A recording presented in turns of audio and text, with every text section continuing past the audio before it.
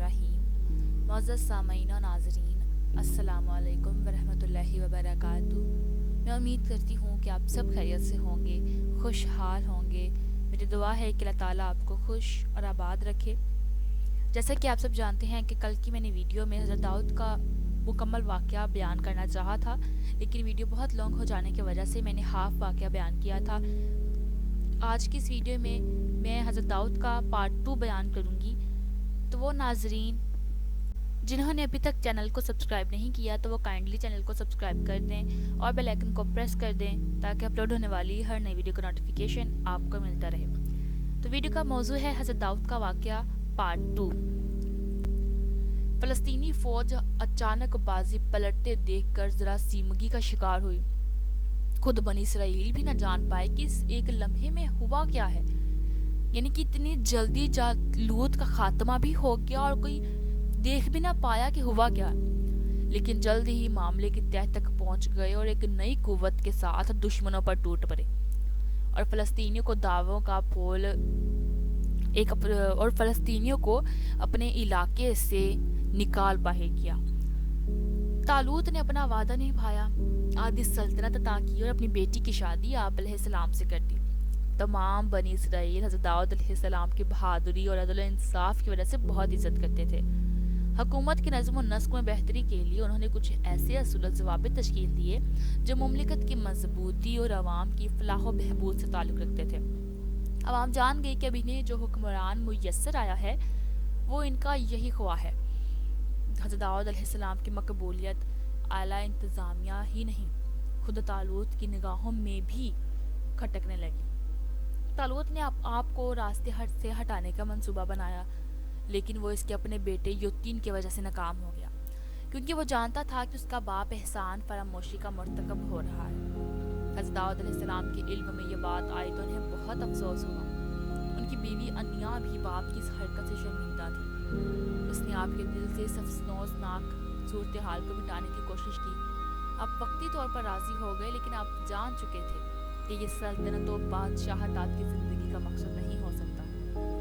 एक रोज़ आपने खामोशी के साथ सब कुछ छोड़कर गुमनामी की ज़िंदगी में कदम रखा। बनी इसराइल अपने बादशाह की इस हरकत से नाराज़ थे। तालूत की बादशाहत ख़त्म हुई तो बेटे यूतन ने दिल बर्दाश्ता होकर खुदकुशी कर ली। अन्या भी आपकी जुदाई के सदमे से जांबर न हो सकी। बनी इसराइल आप अलैहिस्सलाम की तलाश में सरगर्दा थे कि आखिर उन्होंने आपको पा लिया। उनके मजबूर करने पर आप उनकी सल्तनत की जिम्मेदारी संभालने पर राज़ी हुए। दीन और दुनिया के कारोबार साथ साथ चलने लगे। इसी तरह अल्लाह ताला इनामात व अकराम भी ज़र्फ़ के मुताबिक ही अता करता है। हज़रत दाऊद अलैहिस्सलाम अल्लाह ताला के बरगज़ीदा पैगंबर, अल्लाह की तरफ से सौंपी गई नबूवत व बादशाहत की जिम्मेदारियों और उसकी अता गई नियमतों पर हमेशा रब्बुल ज़ुल वल इकराम के शुक्रगुजार रहे और अपने फ़राइज़ की अदायगी में हमेशा मसरूफ़ अमल रहे। आपकी हिकमत व दानाई के सबब आपकी सल्तनत बहुत वसी हो गई थी। आप अलैहिस्सलाम बनी इसराइल की हदायत और रहनुमाई के लिए मबऊस हुए। आपका सिलसिला नस्ब 11 पुश्तों से हज़रत इब्राहीम से जा मिलता है। दाऊद अलैहिस्सलाम का हुलिया, शक्ल, सूरत और किरदार के बारे में कहा जाता है कि उनकी शख्सियत इंतहाई मसहूर कुन थी। हसीन व मुतनासिब खदोखाल की बना पर देखने वाले को भले लगते, फिर सुर्ख सफ़ेद रंगत नीली आंखें मुतासिर करती थी। दाऊद अलैहिस्सलाम का जिक्र कुरान करीम की 9 सूरतों में 16 मरतबा आया है, बाज़ मकामात पर मुख्तसर और बाज़ जगह पर तफसील से। चनाचा सूरह बकरा, अल-निसाई, अल-माइदा, अल-अनआम, अल-इसराई, अल-अंबिया, अल-नमल, अस-सबा और स्वाद में आपके हालात व वाक़यात से और रश्द व हदायत का बयान है और अल्लाह ताला के इनामात का जिक्र। और हमने उसको मजबूत मुल्क अता किया और हिकमत से नवाजा और हक़ व बातिल के फैसले की कुव्वत अता की। और किसी आयत में इस तरह से कि अल्लाह ने उनको हुकूमत भी अता की और हिकमत भी अपनी मर्जी से जो चाहा सिखाया। आम नबियों और रसूलों में हज़रत आदम अलैहिस्सलाम के अलावा सिर्फ दाऊद अलैहिस्सलाम ही वो पैगंबर हैं कि जिन्हें कुरान करीम में खलीफा के लक़ब से याद किया गया है। हज़रत आदम अलैहिस्सलाम से हज़रत दाऊद अलैहिस्सलाम की एक निस्बत और भी है। अबू हुरैरा रकम तराज हैं نبی کریم صلی اللہ علیہ وسلم نے ارشاد فرمایا، عالم بالا میں جب حضرت آدم علیہ السلام کی صلب سے ان کی ذریت کو نکال کر پیش کیا گیا تو انہوں نے ایک خوبصورت چمکتی ہوئی پیشانی والے شخص کو دیکھ کر دریافت کیا، پروردگار یہ کون شخص ہے؟ جواب ملا، تمہاری ذریت میں سے بہت بعد میں آنے والی ہستی داؤد علیہ السلام ہے۔ آدم نے عرض کیا، اس کی عمر کیا مقرر کی گئی ہے؟ ارشاد ہوا کہ 60 سال۔ حضرت آدم علیہ السلام نے عرض کیا، الہی میں اپنی عمر کے 40 سال اس نوجوان کو بخشتا ہوں۔ مگر جب آدم علیہ السلام کی وفات کا وقت آ پہنچا تو حضرت آدم نے ملک الموت سے کہا، ابھی تو میری عمر کے 40 سال باقی ہیں۔ فرشتہ موت نے کہا، آپ بھول گئے، آپ نے اس قدر حصہ عمر اپنے ایک بیٹے داؤد علیہ السلام کو بخش دیا ہے۔ یوں حضرت داؤد علیہ السلام کی ذات پر اس دنیا میں آنے سے بیشتر ہی انعامات و اکرام کا سلسلہ شروع ہو گیا تھا، اور آپ نے خود کو ان نعمتوں کا اہل ثابت بھی کیا۔ آپ کے ذمہ رسالت و نبوت اور حکومت و سلطنت ہر دو فرائض تھے۔ نظام حکومت و سلطنت کو درست انداز میں چلانے کے لیے شعور اور ادراک کے ساتھ ساتھ شجاعت و جرأت کی بھی بڑی اہمیت ہے۔ اللہ تعالیٰ یہ اوصاف بھی آپ کو عطا کیے ہیں۔ آپ کے عہد میں فتوحات کا دائرہ بہت وسیع ہوا۔ اس کا سبب یہ تھا کہ آپ علیہ السلام اللہ کی جانب سے دیے گئے احکامات پر پورے طور سے عمل پیرا رہے، کہ خدا کی ہدایت تھی کہ چونکہ ہم نے آپ کو زمین پر اپنا خلیفہ مقرر کیا ہے، اسی لیے آپ کا بنیادی کام حق و انصاف کے مطابق فیصلہ کرنا ہے، اور اس کام کے لیے خواہشات نفسانی کو رد کرتے ہوئے یوم حساب کو ہمیشہ پیش نظر رکھنا ہوگا، یعنی امور سلطنت کی بجا آوری میں امانت و دیانت کا لحاظ رکھنا اور خوف خدا اور آخرت کی فکر کرنا لازم ٹھہرا۔ جب نظام سلطنت خدا کے احکامات کے مطابق چلایا جا رہا ہو، وحی کے ذریعے بھی اللہ تعالیٰ کی مدد شامل حال ہو، تو آپ علیہ السلام کی ہیبت، رعب و دبدبہ اور شان و شوکت سے انکار ممکن نہیں۔ یہی وجہ ہے کہ ان کے کیے گئے فیصلوں سے انحراف کی جرأت جن و بشر میں سے کسی کو نہ تھی۔ شہر ایلیا دریا کے کنارے آباد تھا۔ اللہ تعالیٰ نے وہاں کے رہنے والوں کے صبر کا امتحان لینے کی غرض سے ان پر یہ پابندی لگائی کہ 2 ہفتے کے تمام دن مچھلی کا شکار کر سکتے ہیں سوائے ہفتے کے۔ شہر والوں کے لیے یہ شرط معمولی تھی، لیکن جلد ہی انہیں اندازہ ہو گیا کہ مچھلیاں تو بہت ہوشیار ہیں۔ ہفتے کے 6 دن مچھیرے جال لگائے بیٹھے رہتے ہیں، لیکن کسی کے جال یا کانٹے میں ایک مچھلی بھی نہ پھنستی۔ آپ تو بہت پریشان ہوئے، کھانے کو نہ بیچنے کو مچھلی ہاتھ آتی۔ ان کی حالت روز بروز بری ہوتی جا رہی تھی۔ آخر شہر ایلیا کے دانا بزرگ سر جوڑ کر بیٹھے اور ایک حل ڈھونڈ نکالا۔ اب ہر جمعے کی شام وہ ساحل پر گڑھے کھود ڈالتے اور دریا تک نالیاں بنا لیتے۔ ہفتے کے روز مچھلیاں پانی کے ساتھ ان گڑھوں میں آ کر پھنس جاتی، ماہی گیر نالیاں بند کر دیتے اور اتوار کو انہیں پکڑ کر کھاتے اور فروخت کرتے۔ کہا جاتا ہے کہ وہ 40 سال تک یہ نافرمانی کرتے رہے۔ اللہ نے چونکہ انہیں چھوٹ دی ہوئی تھی، اسی لیے وہ اسے حق سمجھتے رہے، یہاں تک کہ حضرت داؤد علیہ السلام کا زمانہ آ پہنچا۔ آپ نے انہیں روکنے کی بہت کوشش کی، انہیں عذاب الہی سے ڈرایا، لیکن وہ باز نہ آئے۔ بنی اسرائیل میں سے جن لوگوں نے کفر کی روش اختیار کی تھی، ان پر داؤد اور عیسیٰ ابن مریم کی زبان سے لعنت کی تھی۔ احکامات الہی کی نافرمانی بلکہ خدا کو دھوکہ دینے کی کوشش، مقصد صرف ذاتی فائدہ حاصل کرنا تھا، لیکن اس کا انجام کیا ہوا؟ پھر جس کام سے انہیں منع کیا گیا وہ اس کام میں حد سے بڑھ گئے، تو ہم نے ان کو کہا کہ تم ذلیل و خوار بندر ہو جاؤ۔ اب کچھ ہوا یوں کہ جب اللہ تعالیٰ نے انہیں ہفتے والے دن سے مچھلی کھانے یا پکڑنے سے منع کر دیا تھا، لیکن وہ اللہ کے اس احکام سے باز نہ آئے اور اللہ کی نافرمانی کرتے رہے۔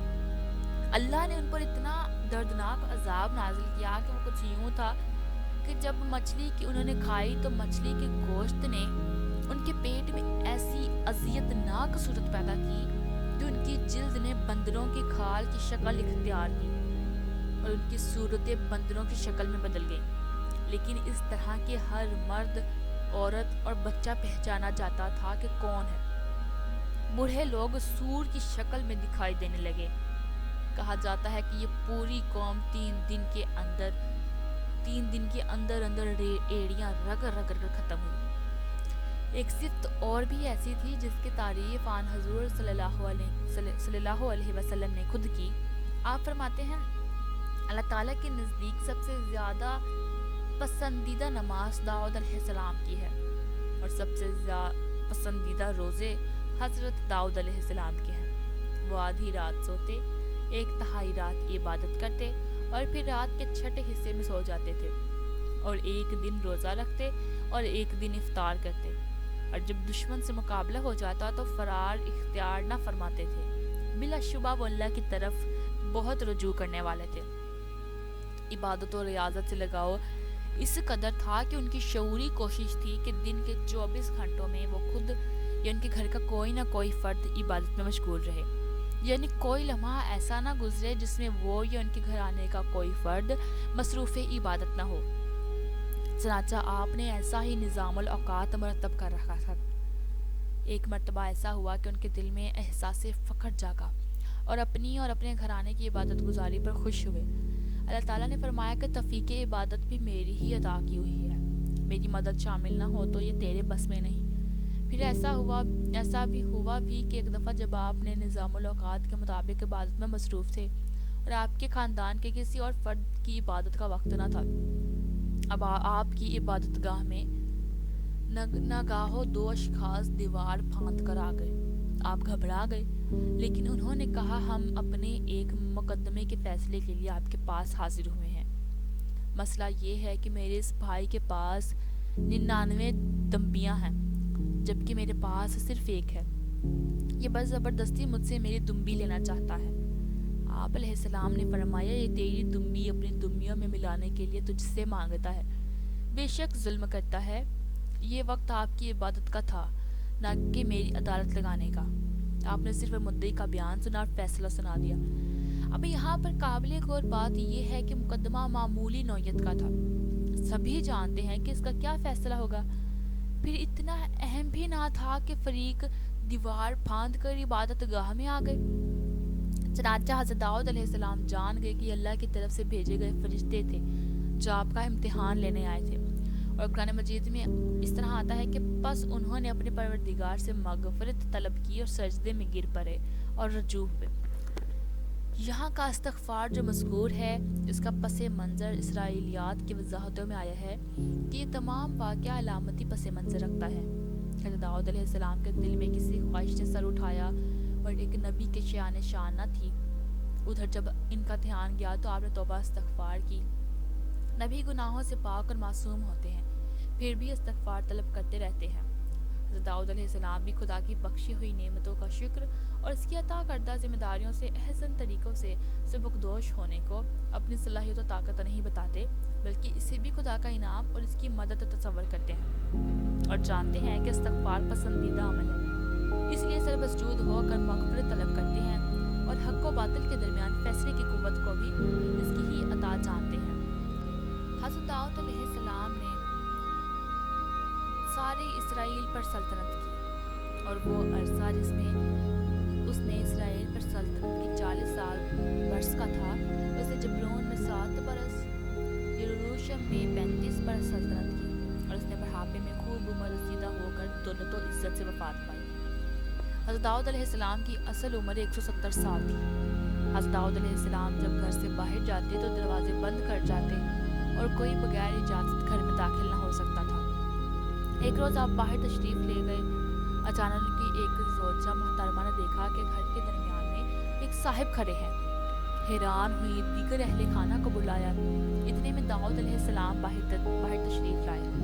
اجنبی کو گھر میں بلا اجازت کھڑے دیکھا تو پوچھا کہ تم کون ہو اور بند دروازے سے کیسے اندر آ گئے؟ اس نے کہا جب مجھے آنا ہوتا ہے تو کوئی دروازہ، کوئی رکاوٹ نہیں رہتی، اور نہ ہی کسی کا بلند رتبہ میرے پیش نظر ہوتا ہے۔ حضرت داؤد علیہ السلام جان گئے کہ ملک الموت آن پہنچا ہے اور یہی وقت مرگ ان کے نصیب میں لکھا ہے۔ یہ بہت مبارک ہفتے کا دن تھا۔ آپ نے جان آفریدی کے سپرد کر دی۔ سورج نکل آیا، دھوپ آپ علیہ السلام کے جسد خاکی پر آ گئی تو سلیمان علیہ السلام نے پرندوں کو حکم دیا کہ سایہ کر دیں۔ تمام پرندوں نے اس طرح پر پھیلایا کہ چھاؤں ہو گئی، بلکہ اندھیرا محسوس ہونے لگا۔ عام لوگوں کے علاوہ 40,000 راہب آپ کی نماز جنازہ میں شریک ہوئے۔ آپ کا مدفن سہون میں ہے، جہاں آپ کے آباء و اجداد بھی مدفون ہیں۔ حضرت داؤد علیہ السلام نے باوجود یہ کہ ایک عظیم سلطنت کے بادشاہ تھے، مگر ساری عمر وہ اپنے ہاتھ کی دستکاری کی کمائی سے اپنے خور و نوش کا سامان کرتے رہے۔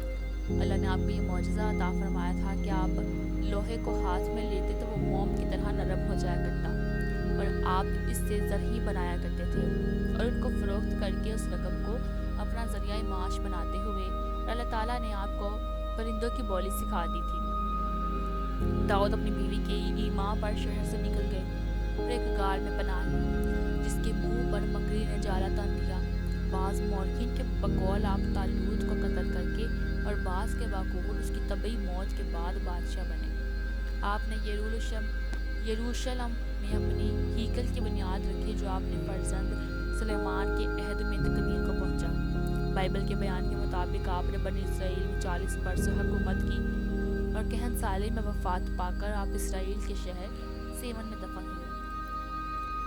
امید ہے ناظرین کہ آج کا یہ واقعہ اور حضرت داؤد علیہ السلام کے متعلق تمام معلومات جو میں نے آپ کے ساتھ شیئر کی ہے آپ کو پسند آئی ہوگی۔ اگر آپ کو آج کی یہ ویڈیو پسند آئی ہو تو پلیز کائنڈلی چینل کو سبسکرائب کر دیں، ویڈیو کو لائک کر دیں، لائک شیئر کمنٹ ضرور کر دیا کریں۔ اپنی دعا میں یاد رکھیں۔ اللہ حافظ۔